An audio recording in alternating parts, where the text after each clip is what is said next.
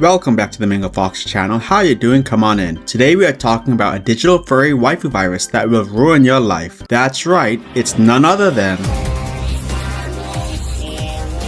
MalO is a cursed app within the SCP universe. What is an SCP? Well, SCP is actually an acronym for Secure, Contain, Protect. Those who participate in the SCP fandom take on the role of SCP agents. What I find cool about the SCP fandom is that it's a lot like the furry fandom. Its lore and monsters are completely fan created, so you end up with a lot of people creating monsters for a fictional universe before pretending to be researchers adding data entries to a mysterious organization's records. And SCP-1471 is one of the more popular monsters. SCP-1471 pops up in digital stores as a free 9.8 megabyte application for mobile devices under the name MalO version 1.0 with no listed developer. On digital store pages, the app has the following description. For redacted, never settle for those awkward feelings of being alone ever again. MalO is an exciting and interactive experience that will keep you engaged and intrigued. The anxiety of social situations can be nerve-wracking, but after just a few hours of MalO, you will soon forget all about those painful emotions of disappointment. Be part of the new craze that is quickly becoming the next social substitute. Remember, the more you participate, the more MalO will engage you. Your experience is completely up to you. Absolutely no ads. Enjoy! Needless to say, unless you are a furry, do not download the app. However, if you do download the app, despite obvious red flags, congratulations, you now have a haunted girlfriend virus. Like that friend living in your walls, the MalO app hides away somewhere in your files, and then refuses to leave no matter how many times you try to evict them. So now you are stuck with MalO, just chilling on your phone. And that's when MalO begins acting like your avid socially awkward furry. Like any anxious being, MalO has no idea how to communicate, so they introduce themselves to their new unwilling friend in the only way they know how, sending you way too many photos. During the first 24 hours, MalO will send their target a picture of themselves taken at a location often visited by their newfound buddy. 24 hours after that, those cursed by the Scully will receive pictures of MalO at locations that they just visited. So we are escalating from places you go to a lot to places that you were just at, and it gets worse. After 72 hours, MalO will start sending you photos of exactly where you are in real time, with MalO standing nearby. At this point, you would be justified to freak out because MalO is exactly where you are. You just can't see them directly. And it gets even worse because after 90 hours, MalO becomes a permanent friend, and they will start to haunt your vision for the rest of your life. Much like people, every MalO is different. Some people see their MalO in their peripheral vision, others see them in reflections and mirrors. The only real constant is you just can't get rid of them, not on your phone or IRL. But it's not all bad. At least MalOs are polite, and they will try to communicate with their host even if they don't know how, because MalO is either a shy femboy or a nervous goth girl, since they only communicate non-verbally, and because they don't speak, no one has any clue what MalO is trying to say. Like I said before, at least MalO is polite. No one has gotten attacked by a MalO yet. And because they haven't attacked anyone yet, obviously they are husbando or waifu material. But Mango, some of you might say, I don't want to be forever haunted by a ghostly ball of fluff. Well, if it's been 90 hours with you seeing MalO's messages, sucks to be you. But if you stop the messages before 90 hours, you can escape the curse. The only problem is, you must eliminate any exposure to MalO's messages, which are on your phone. That's right, in order to stop the MalO curse, you need to lose your phone privileges. You cannot delete the app, you cannot stop the messages, and if you hit 90 hours, the curse is permanent. This leaves most of us phone addicted people with an impossible choice: forever live with a cursed fluffy ghost or give up your phone. Now obviously as a YouTuber, I have self-control to not use my phone. Who are we kidding? We're all doomed. SCPs, much like creepypastas, have stories that go along with them, and so does MalO. So sit back, turn down the lights, grab a drink, and enjoy. I've had Capone with me ever since I was 15 years old. Years ago, my sister Sarah brought up an app that she recently downloaded called MalO. Apparently, the app sends you pictures of the places you've been with a really cute monster placed in the photo to make it look like it's following you. We assumed the app simply tracked you through your phone's GPS and messed with Google Maps. The only thing we found odd was that it was both free and adless. Which is fair, lots of haunted apps do just that, except they all sell your data to bad actors. That's not cool, which is why I'd like to thank today's sponsor. I'm kidding, there's no sponsor. I have a Patreon though, and channel membership, that's it.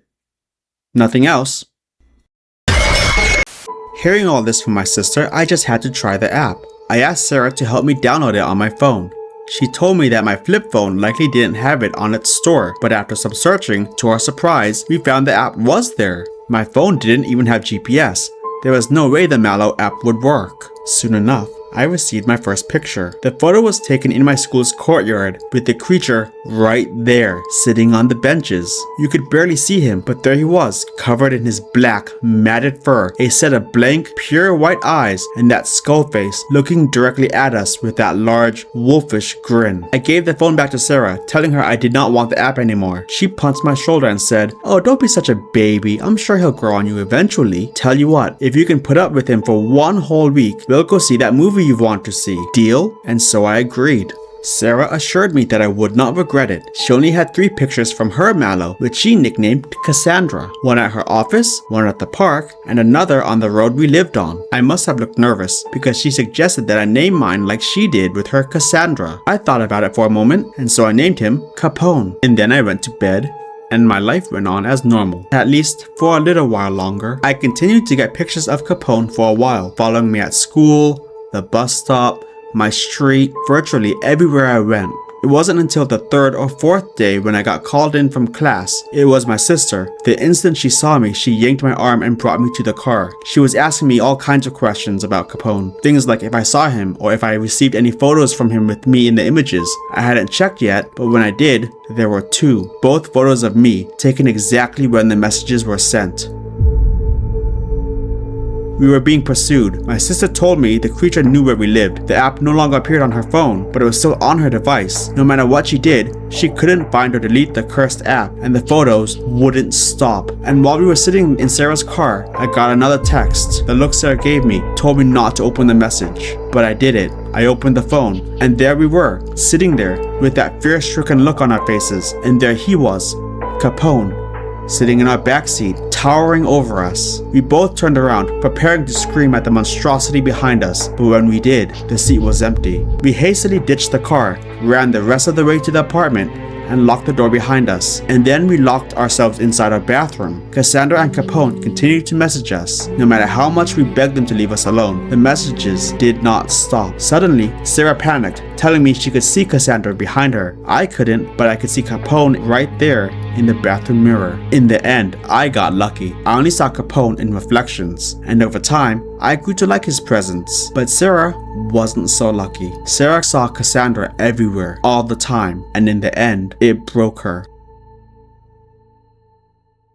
Spooky, right? But you know what's not spooky? The origins of MalO. In an almost Ouroboros way, normies found her persona, made it into a creepypasta, and then furries found it once more. Let me explain. The most iconic image of MalO is an edited photo of this fursuit, and the name of this character isn't even MalO. It's Brains, the zombie werewolf. Is this a good zombie persona? Let's ask a zombie persona. Severed Sunday.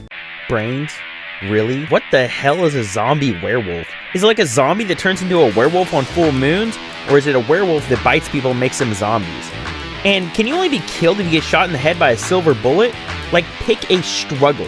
Yeet! Now how do I know this was a persona? Well, let's look at their fur affinity page. Sadly, the page has been inactive for some time, which means Brains probably ate their owner or something. Like I said, this was a circular story. Someone made Brains, their account died, someone took the photo and made an SCP out of it, and furries found that story and loved it. Pretty cool. Now I know what you guys are probably thinking. That's cool and all, but would I consider MalO to be furry bait? There's only one way to find out. It's literally a persona that became a popular scary monster. Of course it is. Thank you so much for watching. If you like this video, consider liking and subscribing. And if you really like this video, consider becoming a Patreon or channel member for just $1 a month and get access to behind the scenes content. Got any furry bait ideas you want me to cover? Let me know in the comments below and I will see you in the next one. Stay awesome out there. Bye.